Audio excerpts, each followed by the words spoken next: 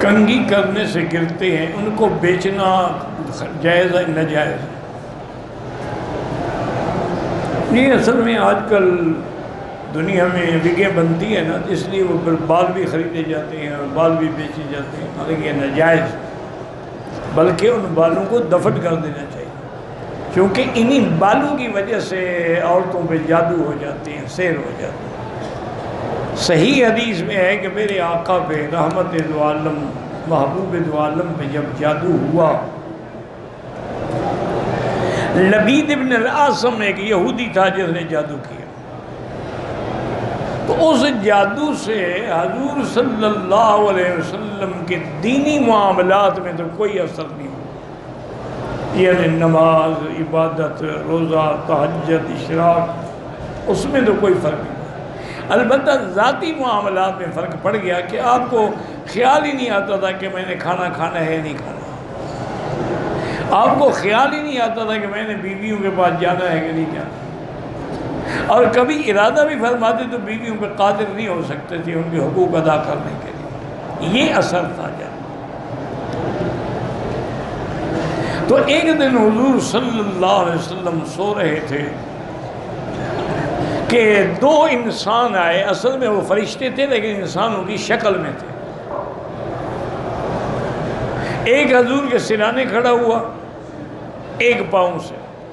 پاؤں والے نے پوچھا کہ ما بہذا الرجل، آپ پر کیا بات ہے؟ اس نے کہا مطبوب، یعنی مسحور، آپ پر جادو ہے۔ اس نے پھر پوچھا کہ من طبہ، کس نے جادو کیا؟ اس نے کہا لبید ابن العاصم نے۔ انہوں نے کہا کس چیز پہ جادو؟ فرمایا کہ مشتن، ایک کنگھی ہے، اس کے اندر جادو کیا گیا ہے۔ اس نے کہا کہ وہ کہاں ہے؟ انہوں نے کہا کہ فلاں جگہ جو ہے مقام، اس کے اندر جو کنواں ہے، اس کنویں کے اندر جو لکڑی ہے، اور لکڑی کے نیچے دفن ہے۔ اور یہ بتلا کہ وہ چلے گئے۔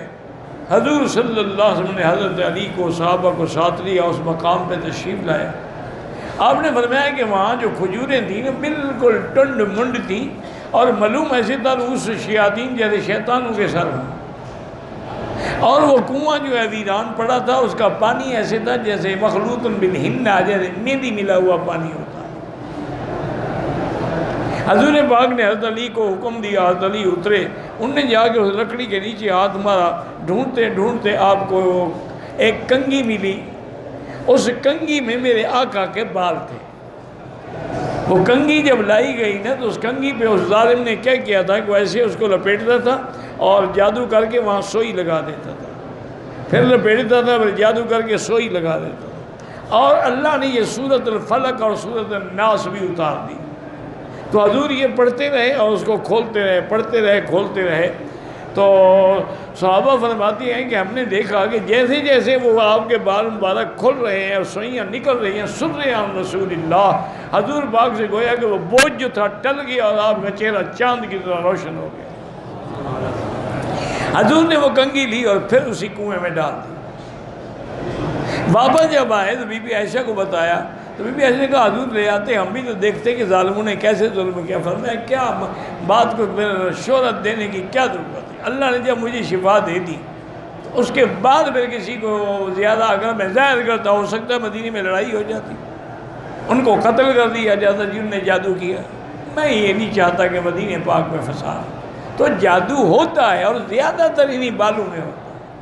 یہی ہے کہ یہ عورتیں غفلت کرتی ہیں، اپنے بال پھینک دیتی ہیں، یہی غفلت کرتی ہیں کہ حیض کی حالت میں ناپاک ہوتی ہیں، اور پھر یہ رات کو چھت پہ بیٹھی ہیں، انجوائے کر رہے ہیں، اسی وقت شیطان حملے کرتے ہیں۔ یہ اوقات ہوتے ہیں، اسی لیے حکم ہے کہ مغرب کے وقت بچوں کو باہر نہ بھیجو، چونکہ شیطان پھر رہے ہوتے ہیں، اور پھر وہ ایسا ہاتھ مارتے ہیں کہ پھر ساری زندگی ماں باپ روتے رہتے ہیں، کیونکہ جادو تو ہے۔ قرآن میں جب اس کا ذکر ہے کہ جادو ہے، قرآن میں جب ذکر ہے کہ جادوگروں نے موسیٰ علیہ السلام کا مقابلہ کیا، لیکن جادو کا علاج یہی ہے کہ آدمی حضور کی شریعت پہ عمل کرے اور سورۃ البقرہ اپنے گھروں میں تلاوت کرے، تو انشاءاللہ سب جادو شیطان بھاگ جائیں گے۔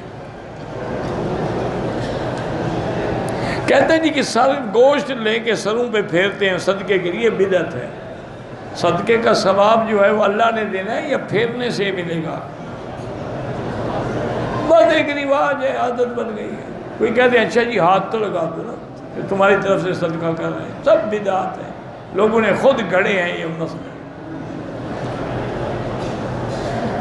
کہتے ہیں گوشت گھمانے سے اس کی بلائیں ٹل جائیں گی، نماز بھی نہ پڑھے روزہ بھی نہ رکھے بلائیں ٹل جائیں گی۔ کہتے ہیں یہ گوشت انسان نہیں کھاتا، کھا لے تو یہ ساری بلائیں اس کو چڑھ جاتی ہیں، تو ایسا کریں آپ وہ سارا گوشت مجھے دے دیا کریں، جو بلائیں آتی ہیں آنے دیں ان کو، ہمیں روکنا آتا ہے ان کا۔ انا للہ و انا الیہ راجعون۔ یہ ایسے ایسے مسئلے ہیں کہ جب سیلاب آتا ہے نا کبھی کبھی تو دریا چڑھتے ہیں، تو کبھی کبھی یہ ہوتا ہے کہ دریا کٹائی کرنی شروع کر دیتے، زمینیں کاٹنی شروع کر دیتے، دریا بڑھ رہا ہے بڑھ رہا ہے۔ تو پھر یہ جاہل پیر کیا کرتے ہیں، یہ لے جاتے ہیں وہاں لوگوں سے، کہتے ہیں کہ جانور لے آؤ بڑے بڑے، ان کو ذبح کر کے اور ٹکڑے کر کے دریا میں ڈال دیتے ہیں۔ کیوں بھائی؟ کہتے ہیں حضرت خضر کی فوجیں جو ہیں وہ بھوکھی ہیں اس لیے زمین کاٹ رہی ہیں، جب یہ گوشت کھائیں گی تو بس وہ مطمئن، کیونکہ وہ خود ان کو پتہ ہے نا کہ ہم مولوی بھوکے ہیں، پیر بھوکے ہیں، جب تک ہمیں کھانے کو نہ ملے کام نہیں بنتا، تو شاید حضرت خضر کو بھی کھلا رہے ہیں۔ انا للہ و انا، اللہ کا حکم ہے، اللہ چاہتے ہیں دریا آ جاتے ہیں، اللہ چاہتے ہیں دریا مڑ جاتے ہیں، اللہ چاہتے ہیں دریاؤں میں پانی آ جاتا ہے، اللہ چاہتے ہیں دریا خشک ہو جاتے ہیں، اللہ چاہتے ہیں بارشیں برس پڑتی ہیں، اللہ چاہتے ہیں آسمان سے ایک قطرہ بھی نہیں گرتا ہے۔ کہتے ہیں جی کہ میرے پاس 2 لاکھ روپے ہیں، اس کی زکوٰۃ میں یتیم چچا زاد بھائی کو دے سکتے، بالکل دے سکتے ہو، بلکہ زیادہ ثواب ہے، ایک زکوٰۃ دینے کا ثواب ہوگا اور ایک صلہ رحمی کا ثواب ہوگا۔ کہتے ہیں کہ پیپسی کوکا کولا یہ کوئی ایسی بات نہیں ہے، یہ اصل میں مشکل یہ ہے کہ کچھ تو متقی ہوتے ہیں پرہیزگار، ایک ہے تقوی، اس کا مطلب ہے یعنی عزیمت پہ عمل کرنا۔ بڑے بڑے ہم نے اللہ والے دیکھے ہیں الحمدللہ، جو روٹی اگر دعوت کی جاتی تو پتہ کرتے تھے کہ بھی روٹی پکانے والی عورت جو ہے نماز پڑھتی ہے، اور روٹی پکاتے وقت اس کو وضو تھا نہیں تھا تو وہ نہیں کھاتے۔ یہ تو اللہ والوں کی باتیں، یہ آپ کی ہماری باتیں نہیں ہیں۔ ہمیں تو جو ملے سب کھا جاؤ، ہر چیز آئے فنا در فنا۔ تو وہ لوگ جو ہیں نا وہ تو تقوی کے اعلیٰ مقام پہ ہوتے ہیں، اور وہ یہ بھی لکھتے ہیں کہ اگر خدا نہ کرے بے وضو عورت یا ناپاک عورت یا حیض والی عورت کی روٹی پکی ہوئی کھا لی جائے تو دل کا نور جو ہے نا وہ بجھ جاتا ہے، ان کو پتہ لگتا ہے، ہمیں تو نہ نور کا پتہ لگتا ہے نہ بجھنے کا پتہ لگتا ہے۔ یہ تو ہے مقام عزیمت۔ ایک ہے مقام رخصت کہ آدمی رخصت پہ عمل کرے پھر وہ کھا سکتا ہے، پھر بلا وجہ ایک ایک چیز کی تحقیق میں نہ پڑے۔ اس کی وجہ یہ ہے کہ علماء نے لکھا ہے کہ پہلی چیز تو یہ ہے کہ یہ جو عام رواج ہے نا کہ الکحل ڈالا جاتا ہے، تو الکحل بھی اگر کھجور اور انگور سے نکلا ہوا ہو تو حرام ہے، اور اگر کسی چیز سے ہو تو کوئی حرام نہیں۔ اسی لیے جو پرفیوم میں الکحل ہوتا ہے کیا وہ کھجور والا ہے، کیا وہ انگور؟ اتنی بحث پڑھنے کی ضرورت کیا ہے؟ اس لیے علماء نے فرمایا پرفیوم لگاؤ جائز ہے، پیپسی ہے کوکا کولا، اتنی باریکی میں نہ جاؤ کہ پھر زندگی گزارنا بھی مشکل ہو جائے۔ تقویٰ تو حضرت اب کہاں رہا ہے؟ ایک دفعہ بغداد میں جس محلے میں امام صاحب رہتے تھے نا امام ابو حنیفہ رحمۃ اللہ علیہ، بکری کسی کی چوری ہو گئی، تو آپ نے اپنے ملازموں کو حکم دیا کہ 6 مہینے تک بازار سے گوشت نہیں لانا ہے، پتہ نہیں وہ چوری والی بکری کا ہو۔ اب یہ باتیں ہم تو نہیں کر سکتے، یہ تو ان کا مقام ہے جن کو اللہ نے ان اکرمکم عند اللہ اتقاکم، جو متقی ہو۔ حضرت لاہوری رحمۃ اللہ علیہ کو بھی جب کوئی جلسے کی دعوت دیتا تھا تو فرماتے کہ ہاں بھائی انشاءاللہ میں کوشش کروں گا پہنچنے کی۔ تو کسی شاگرد نے، حجت والے نے کہا کہ حضرت آپ انشاءاللہ جو کہہ دیتے ہیں، اللہ کا حکم تو ہے لیکن انشاءاللہ سے وعدہ تو نہیں ہوتا۔ ایک آدمی کہا انشاءاللہ بیوی کو طلاق دوں گا، طلاق ہو جائے گی؟ انہوں نے کہا نہیں ہوگی۔ نہیں پھر میں آپ تو انشاءاللہ کہہ دیتے، تو لہذا بیچارے کا تو رول گیا ہو، وعدہ تو آپ کا نہ ہوا نا۔ اور میں اس لیے کہہ دیتا ہوں کہ جس دن جانا ہو میرے پاس کرایہ ہی نہ ہو، ان سے تو میں لیتا نہیں۔ اور دوسرا یہ بھی مجھے پتہ نہیں جو بلا رہا ہے وہ کس قسم کا آدمی ہے، دین والا ہے نہیں ہے، اس کے گھر کا کھانا کیسے ہوگا۔ حضرت پہ خود تشریف لاتے اپنے کرائے سے، اور ساتھ آپ کے چنے ہوتے تھے اور گڑ جو ہے نا دیسی گڑ، اس کی چھوٹی چھوٹی روٹیاں بنی ہوتی تھیں، بس وہ مسجد میں چھپ کے بیٹھ کے کھا کے گلاس پانی پی لیتے تھے، بس روٹی ہو گئی۔ یہ کہنا بڑا آسان ہے حضرت، لیکن عمل کرنا مشکل ہے۔ اس دور میں جب ایوب خان کا اقتدار نصف النہار پہ تھا، سورج کی طرح چمک رہا تھا، دنیا ڈر رہی تھی اس کے نام سے، اس کے بیٹے کی شادی تھی، اس نے امیر آف کالا باغ گورنر پنجاب سے کہا کہ میں چاہتا ہوں کہ میرے بیٹے کی شادی ہے لیکن نکاح حضرت لاہوری پڑھائیں۔ امیر آف کالا باغ جو تھے نا وہ گورنر تو تھے لیکن علماء کا بڑا معتقد تھا۔ وہ حضرت کے پاس آیا، انہوں نے کہا حضرت اب میں بہرحال ماتحت تم گورنر ہوں، اب میرے ذمے انہوں نے لگا دیا ہے، آپ مہربانی کریں۔ تو اب میں ہاں بھائی آپ میرے پاس آ گئے، میں چلوں گا لیکن میری ایک شرط ہے۔ پر میں حضرت جو کہیں گے آپ کا وہی ہوگا۔ پر میں ایک تو میرے لیے سواری نہ بھیجی جائے، میں اپنے سائیکل پہ آؤں گا، سائیکل پہ جاتے تھے حضرت، میں اپنے سائیکل پہ آؤں گا، اور جو وقت مقرر ہو جب میں آؤں تو مجلس تیار ہو، اور بس میں خطبہ پڑھوں گا، نکاح پڑھاؤں گا، ایجاب قبول کروں گا، اور نہ ہدیہ لوں گا، نہ کھانا کھاؤں گا، نہ پانی پیوں گا، نہ واپسی پہ میں سواری لوں گا، میں اپنے سائیکل سے واپس آؤں گا۔ انہوں نے کہا حضرت ساری شرطیں قبول ہیں، میری نوکری بچائیں، نکاح تو پڑھائیں۔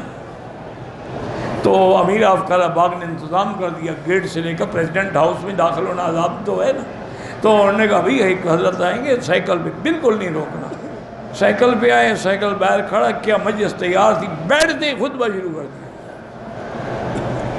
ایجاب قبول کرائے، نکاح ہو گیا، دعا ہو گئی، اٹھ کے کھڑے ہو گئے۔ ایوب خان پیچھے دوڑتے رہے کہ کچھ دے دوں، لیکن امیر آف کالا باغ نے اشارہ کیا بالکل نہ دوڑنا، کہیں ایسا نہ ہو کہ بجائے دعا کے حضرت بد دعا کر دینا ہے، بس سائیکل پہ بیٹھے واپس آ گئے۔ یہ لوگ کہاں ہیں؟ تمہارے ہمارے لیے سب جائز ہے، کھاؤ پیو مزے کرو۔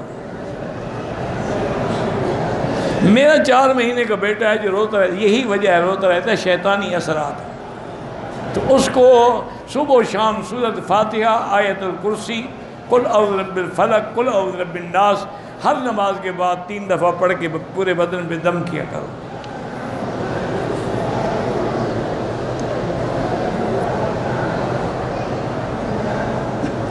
اگر ایک عورت نے رمضان کے 3 یا 4 مہینے کا حمل کی وجہ سے روزے نہیں رکھے، دودھ پلانے کی وجہ سے دوسرے رمضان بھی روزے نہ رکھ سکے، تو بالکل اس کو قضا کرنے پڑیں گے۔ یہ بہانہ ہے، حمل کے بعد پھر جب فارغ ہو گئی تو اب کیا تکلیف ہے روزے رکھنے میں؟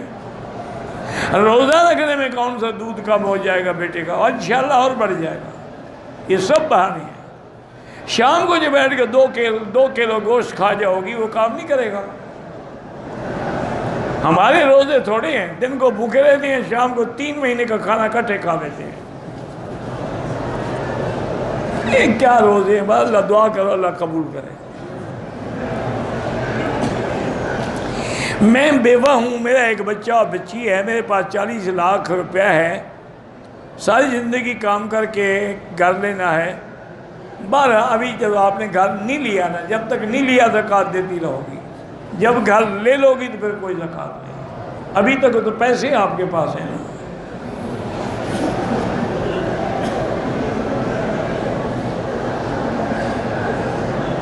کہتے ہیں کہ سورۃ سعد میں وہ تو ایک امتحان تھا نا، امتحان کے طور پہ اللہ تبارک و تعالی نے وہ سارا بھیجا تھا تاکہ آپ کو سمجھ ہو۔ حرم کی احرام کی حالت میں ناک کا بال ٹوٹ گیا، کوئی حرج نہیں ہے، کوئی دم نہیں ہے، دم ہے ہی نہیں تو کیوں ادا کرو؟ اگر آپ نے سر پہ خوشبو والا صابن لگایا تو بعض علماء فرماتے ہیں دم پڑ گئی، لیکن چونکہ فوراً دھل گیا ہے اس لیے دم نہ صحیح 10-20 ریال خیرات کر دو۔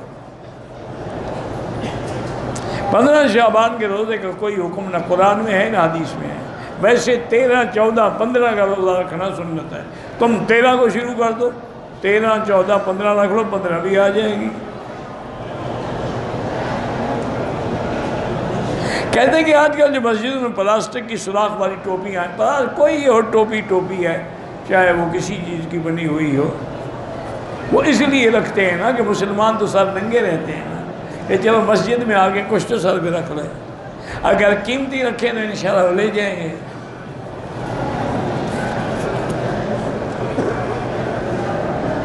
جو لوگ چوری حج کر رہے ہیں، بھئی حج تو عرفات کا نام ہے، باقی اللہ جانے وہ جانے۔ میرے والد کو فالج ہوا، اللہ شفا عطا فرمائے۔ میرے بھائی ہمشیرہ اور بیمار، اللہ شفا عطا فرمائے۔ فوتگی کے بعد 3 دن تک صبح کے وقت قبرستان جاتے، یہ ضروری نہیں ہے، 3 دن سوگ ہے، یہ نہیں کہ 3 دن قبرستان جاتے رہو، 3 دن کے بعد بس ابا جان کو ہمیشہ کے لیے بھول جاؤ۔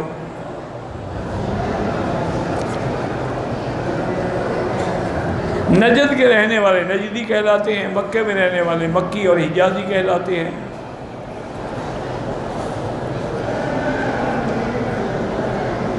امام حرم کے پیچھے اگر ہم نے فرض نماز پڑھی ہے، مسافر ہیں تو سنت معاف ہے، پڑھنا چاہو تو ثواب ہے۔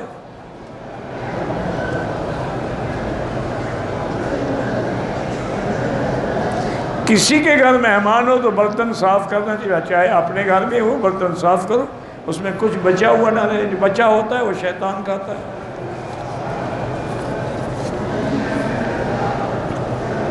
حی علی الصلاۃ جب مؤذن کہے تو کہیں لا حول ولا قوت الا باللہ۔ جو لوگ انبیاء کے حیات کے منکر، بابا سب کے پیچھے نماز ہو جاتی ہے، بس جھگڑوں میں نہ پڑو۔ جنازے کے بعد دعا کرنا جو ہے بدعت ہے، جنازہ تو خود دعا ہے۔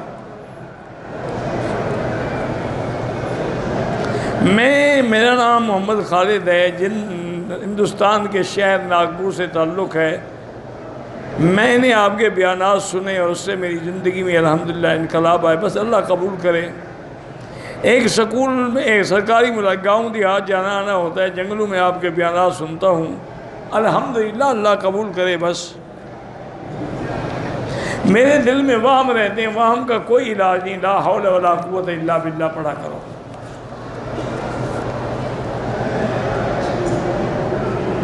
دوران طواف کعبے پہ نظر نہ ہو، سجدے کے نیچے نظر ہو۔ احرام کو ہم کفن بنائیں، تمہاری مرضی، تمہارا کپڑا ہے جو بناؤ۔ عورت احرام کی حالت میں حجر اسود کو بوسہ دے سکتی ہے، تم دے سکتے ہو تو وہ بھی دے سکتی ہے۔ وہ تو علماء نے لکھا احتیاط کے عطر لگا ہوتا ہے، کہیں تمہیں لگ نہ جائے۔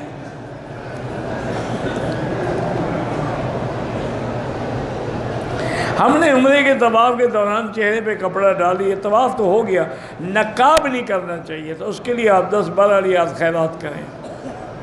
آپ کے زمزم سے پانی سے شفا کی نیت سے غسل کریں، بالکل جائز ہے۔ کہتے ہیں نماز حاجت میں پڑھنے کے لیے 100 تک کیسے کہ انگلیوں پہ گنتی کرتے رہیں، یا تسبیح ہاتھ میں رکھ لیں اس پہ کرتے رہیں، اس میں کیا مشکل ہے بھائی؟ 15 شعبان کو جتنا عبادت ہو سکتی ہے، نماز ہے، تلاوت قرآن ہے، کرتے رہیں۔ تعویذ اگر قرآن و حدیث کے مطابق ہو تو جائز ہے۔ حاملہ عورت جو ہے رمضان کے روزے رکھ سکتی ہے، بالکل رکھ سکتی ہے، کیوں عدیہ دے؟ حاملہ عورت باقی سارے کام کر سکتی ہے، روزے میں کیا تکلیف ہے؟ روزے میں تو اور اس کی صحت اچھی ہوگی۔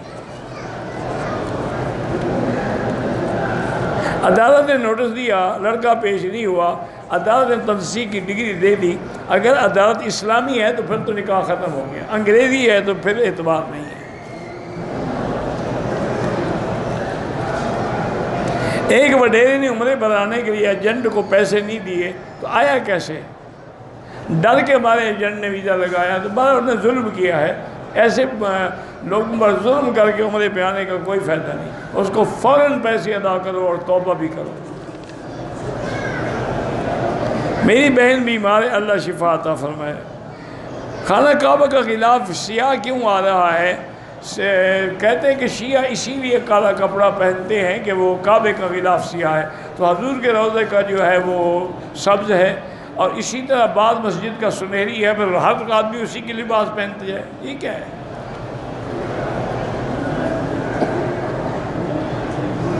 امانت رکھے ہوئے پیسے استعمال نہیں کر سکتے، اگر پوچھ لو کہ امانت رکھ رہے ہو میں استعمال کرتا رہوں، جب مانگو گے دے دوں گا تو پھر ٹھیک ہے۔ ملتزم کہتے ہیں حجر اسود سے لے کر کعبۃ اللہ کے دروازے تک۔ میں نے عمرے کی ادائیگی کے بعد ہوٹل میں سر کے بال کاٹنے سے پہلے میں نے خوشبو والے صابن سے ہاتھ دھو لیا، بہرحال 2-4 ریال خیرات کر دو۔ نماز کے بعد جو لوگ دل پہ دعا پڑھتے ہیں یا قوی المقتدر قوّنی وقوّ قلبی، تو دل کی بیماریوں سے آدمی بچا رہتا ہے۔ اللہ کے نام ہے، اس میں برکت ہے۔ 4 عمرے کر چکا ہوں، اب زیادہ طواف کرو، بس عمرے بہت ہو گئے۔ جو لوگ حجام داڑھی مونڈتے ہیں وہ گناہگار ہیں، توبہ کریں۔ ایام ختم ہو گئے، ابھی غسل نہیں کیا، اسی حالت میں خاوند صحبت کی بالکل حرام ہے جب تک کہ غسل نہ کر لے۔ یہ تو قرآن کا مسئلہ ہے، مولویوں کا نہیں ہے۔ یسألونک عن المحیض قل هو اذى فاعتزلوا النساء فی المحیض حتی یتطہرن، جب تک کہ غسل کر کے پاک نہ ہوں اس وقت تک ملنا حرام ہے۔ توبہ بھی کرو، خیرات بھی کرو۔ کہتا ہے جی چاولوں کو ہاتھ سے، ہاں بالکل ہر چیز ہاتھ سے کھانا سنت ہے، چمچہ تو ایک رواج ہے نا۔ خوشحالی کے لیے استغفار زیادہ پڑھیں۔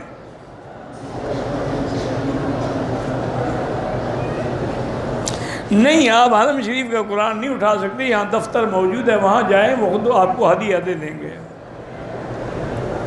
مشترکہ نیت سے طواف کعبہ نہیں، ایک کے لیے ایک۔ اگر والدین نے حج نہیں کیا، بیٹا کر سکتا ہے؟ ہاں کر سکتا ہے۔ نماز جنازہ میں جب تکبیر کہتے ہیں ہاتھ نہیں اٹھانے چاہیے۔ اگر کسی شخص کا داڑھی کا بال حرم میں ٹوٹ گیا، ٹھیک ہے، اٹھا کے رکھ لیا، بعد میں جا کے کسی محفوظ جگہ پہ ڈال دے۔ کہتے کہ لال مسجد والوں کو تنگ کر رہے ہیں، اللہ ان کی مدد کرے۔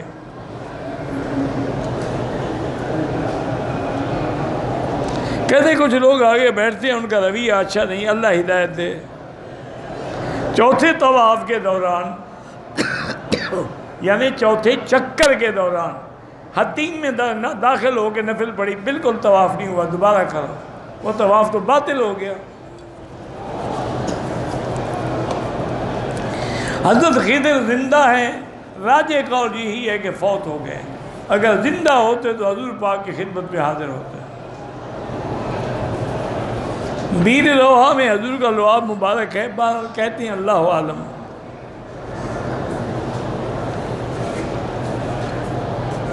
جو آیت ہم نے پڑھی ہے، کہتے ہیں شوگر والے کو بھی فائدہ دیتی ہے۔ عمرے کے احرام کے بعد وہ کپڑا جو چاہو کرو، تمہارا کپڑا ہے، جس استعمال میں لاؤ۔ میرے 2 بیٹے ہیں، ان کو حافظ قرآن پر اللہ تبارک نصیب فرمائے۔ حتیم وہ ہے جو چھوٹی دیوار ہے کعبے کے ساتھ، لوہے یا پیتل کی انگوٹھی پہننا جائز نہیں ہے۔ خوارج وہ ہیں جو صحابہ کے ماننے والے اہل بیت کے منکر ہیں، اور ناصبی شیعہ ہیں جو صحابہ کے مخالف ہیں۔ پہلے 2 چکروں میں دوران کندھا نکالنا بھول گیا، کوئی دم نہیں۔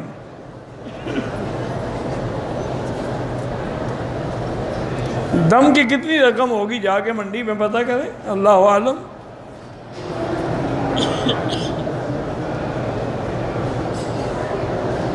ہاں یہ قول ہے بزرگوں کا کہ نعم الامیر علی باب الفقیر، بڑا آدمی اگر غریب کے دروازے پہ آئے تو زیادہ بہتر ہے، اور وہ فقیر برا ہوتا ہے جو بڑے آدمیوں کے دروازے پہ پھرتا رہے۔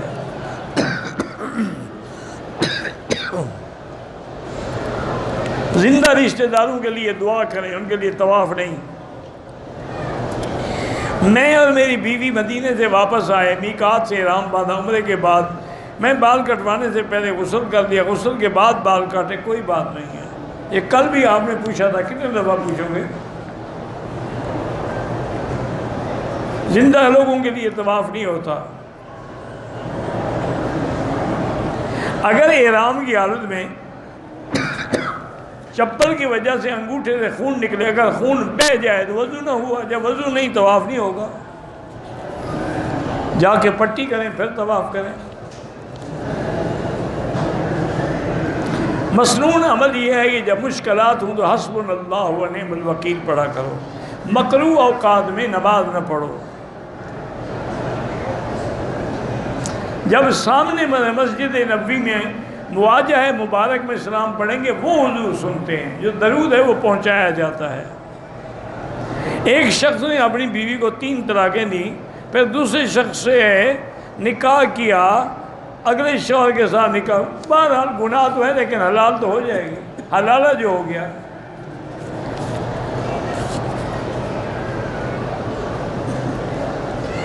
اگر آدمی حجر اسود پہ بوسہ دینے لگے اور احرام کی چادر نیچے گر جائے تو کیا ہو گیا؟ آپ کو عمرہ کوئی چادر میں باندھا ہوا تھا، جب گرا تو عمرہ بھی ساتھ گر گیا۔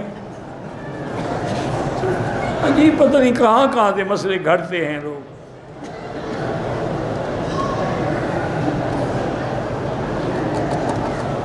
ہمارے گاؤں میں جب ایک آدمی فوت ہو جائے، ہماری ایک تنظیم ہے، وہ پیسہ اکٹھا کر کے خرچ کرتے ہیں، گھر سے پیسے نہیں۔ اچھی بات ہے۔ اگر ایک آدمی فوت ہو جائے، اس دن میں خیرات کرے یا بعد میں؟ نہ اس دن کرے نہ بعد میں، کوئی ضروری نہیں خیرات کرنا۔ خیرات پہ پیسے نہ لگاؤ، وہ پیسے کسی مدرسے میں دے دو، وہ پیسے کسی مسجد میں دے دو، ان پیسوں سے کسی غریب کے گھر میں پانی نہ ہو تو نل کا انتظام کر دو۔ ایسے چاول کھلا کے جو چلے جائیں گے کیا ہو جائے گا؟ اس کا کوئی ثواب شواب نہیں ہوتا۔ داڑھی کو کالی مہندی نہ لگائیں، باقی جو مرضی ہے لگائیں۔ گھر میں دیہات میں گھر میں پرندے وغیرہ رکھ سکتے ہیں، کتا پالنے کی ہاں حفاظت کے لیے اجازت ہے۔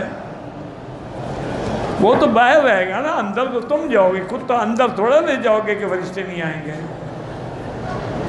ہاں جو لوگ کتے کو اندر لے جاتے ہیں اپنے بیڈ پہ سلاتے ہیں، وہاں فرشتے نہیں آتے، ان کو ضرورت ہی نہیں فرشتوں کی۔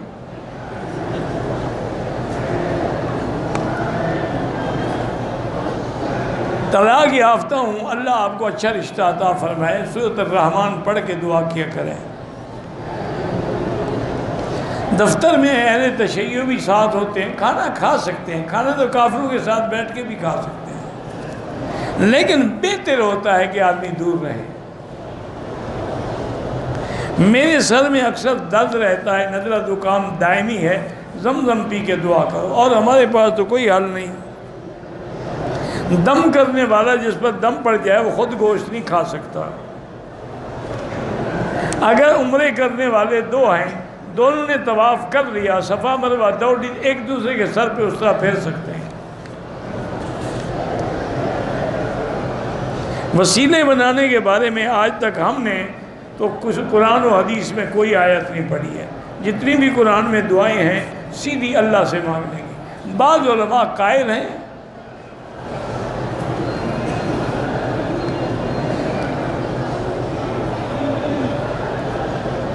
بہرحال صدقہ تو صدقہ ہے، ایسے کام کے لیے ہے یا بغیر کام کے ہو۔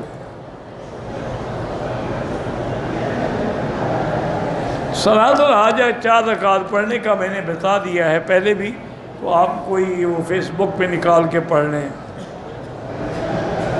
غازی پریل شاہ بھی جیل میں، اللہ رہائی عطا فرمائے۔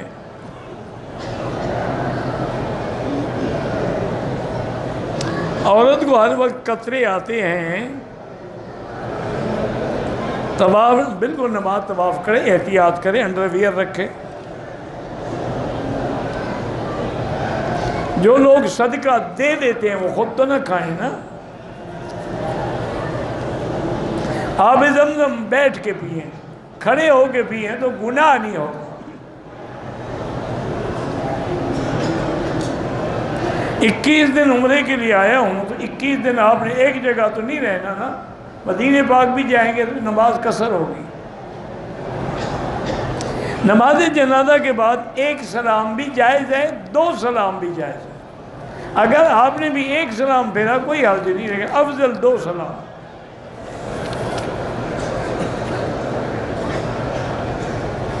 روحانی فیض کا معنی یہ ہوتا ہے کہ آدمی کو نیکی کا شوق پیدا ہو. مسجد عائشہ نے احرام باندھ کے طواف صفا سے فارغ حل کرانے سے پہلے احرام کھول دیا، لیکن پھر حل کرایا کہ نہیں؟ اگر پھر کرایا ہے تو کوئی دم نہیں کرایا حلق بھی کراؤ دم بھی دو.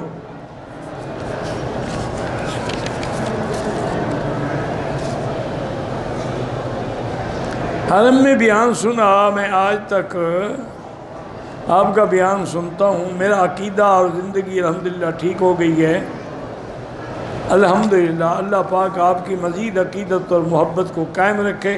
ہم بھی دعا کرتے ہیں کہ ہمیشہ آپ دین پہ ثابت قدم رہیں.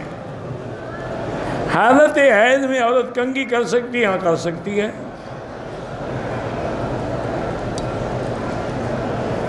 رات میں چھت پہ بیٹھ سکتے ہیں، پتہ نہیں کیا لکھا ہے مجھے سمجھ ہی نہیں آئی. نفلی طواف میں بھی وہی سبحان اللہ والحمدللہ لا الہ الا اللہ اللہ اکبر وللہ الحمد، اور جو تمہیں آئے درود شریف.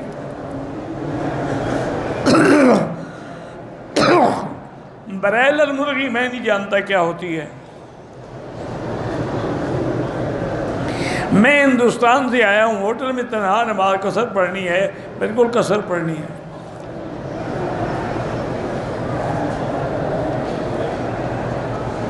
میں بھی میری بیوی والدہ کے فرما بردار ہیں، لیکن میری والدہ کا معاملہ سخت ہے. کوئی عرض نہیں، سختی برداشت کرو. وَاخْفِضْ لَهُمَا جَنَاحَ الذُّلِّ، اللہ کہتے ہیں تم اپنی گردن نیچے رکھو. فَلَا تَقُلْ لَهُمَا اُفٍّ، ان کے آگے اف بھی نہ کرو. وَلَا تَنْهَرْهُمَا، اور نہ ان کو کبھی جھڑکو.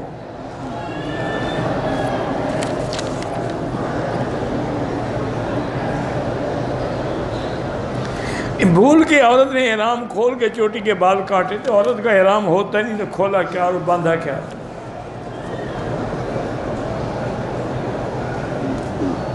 دو بھائی ہیں زید اور عمر. کیا عمر کا زید کی ساس سے نکاح ہو سکتا تو اس کی کیا لگتی ہے؟ کیوں نہیں ہو سکتا؟ دوستی ہیں نا. پہلی دفعہ عمرہ کیا اس طرح نہیں پھروایا، مشین پھروائی، کوئی حرج نہیں، دم نہیں پڑے گی، افضل اس طرح ہے. عمرہ کیا، صفا مروہ کا ایک چکر لگائے، رام کھول دیا، بال کاٹ دیے، دم پڑ گئی. ایک چکر لگانے سے صفا نہیں ہوتی. بیٹی کی رخصتی کے لیے نصیحت یہی کریں کہ دین پہ قائم رہو، اللہ کے رسول کے احکام کی اطاعت کرو اور اپنے خاوند کی فرما بردار رہو. ناف کے نیچے ہاتھ باندھنا جائز نہیں، سنت ہے. حضرت علی رضی اللہ عنہ سے روایت ہے کہ یدا یمینہ علی شمالہ تحت السرۃ، وہ فرماتے ہیں سنت ہی یہی ہے کہ آدمی ناف کے نیچے ہاتھ باندھے.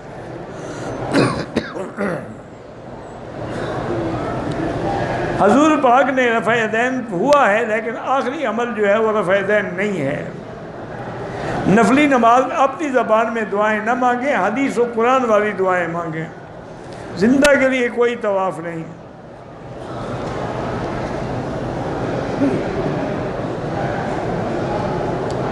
کہتے ہیں کہ یہاں کے امام صاحب پاکستان کے دورے پہ آئے تھے، ماشاءاللہ اللہ ان کی محنت کو قبول فرمائے. ایک آدمی کا بیوی سے جھگڑا ہے، 6 مہینے سے بیوی علیحدہ ہے، 2 بچے ہیں. بیوی کے گھر والے اور بیوی کہتی ہے مجھے آزاد کرو. وہ بندہ دوسری شادی کرنا چاہتا ہے. بہرحال اگر وہ یعنی اس کے حقوق ادا کرنا نہیں چاہتا تو آزاد کرے. یہ کیا ہے کہ باندھ کے رکھے رہے.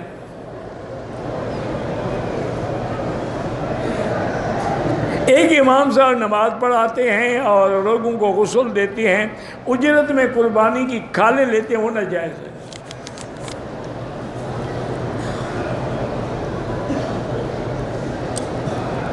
مدرسے کی آمدنی سے مدرسے کے لیے سواری، اگر سواری مدرسے کے لیے ضرورت ہے خرید سکتے ہیں، یہ تو نہیں کہ محتمم صاحب خود سواری کرتے رہے۔ مسجد حیثیت عمرہ ہو جاتا ہے، ہاں والدین کے لیے دعا کرو، زندہ کے لیے نہیں۔ یہ جو زمزم کے گلاس ہیں یہ ہم لے جائیں اپنے کمرے میں، لوگ لاتے ہیں حرم کے لیے، تم حرم سے نکال کے لے جاؤ گے۔ اگر عمرے کے پہلے 3 چکر میں تیز نہ دوڑے تو کوئی دم نہیں آتا۔ میرے والد کو پیٹ کا مسئلہ ہے، 3-4 سال سے آرام نہیں آتا، زمزم پلائیں، اللہ سے دعا کریں۔ کہتے کہ گاڑی والوں کو ہم نے بار بار کہا لیکن نماز کے لیے انہیں نہیں روکی، تو قضا کریں، مجبوری ہے۔ اہل مکہ ہوں یا اہل مدینہ، اگر شریعت کے خلاف کام کریں گے تو وہ بھی گناہگار ہیں، پکڑے جائیں گے، بلکہ ان پہ تو زیادہ سختی ہوگی۔